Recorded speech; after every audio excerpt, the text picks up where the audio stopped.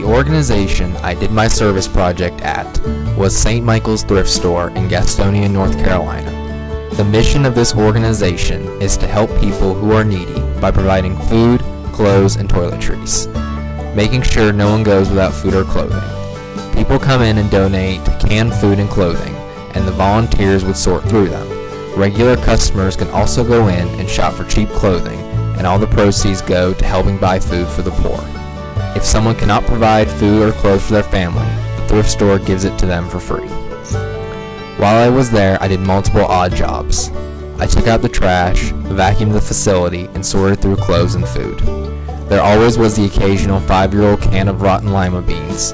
No one could ever understand where some people got a can so old, or clothing with more stains and holes than I can count.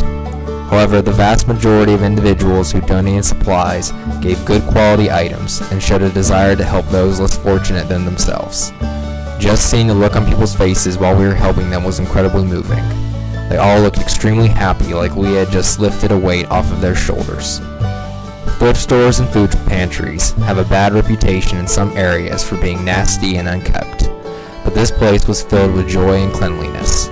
It was proof that this organization was run by people who were passionate about what they did and wanted the poor to feel comfortable as well. Reflecting back on my experience, I learned quite a few things. One of the biggest things I learned was not to look down upon people who are less fortunate than myself.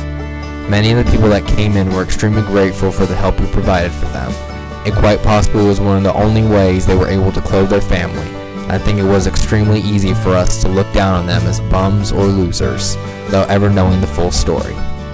There was an older lady I go to church with who volunteered to help, which to a lot of people would not seem like a big deal.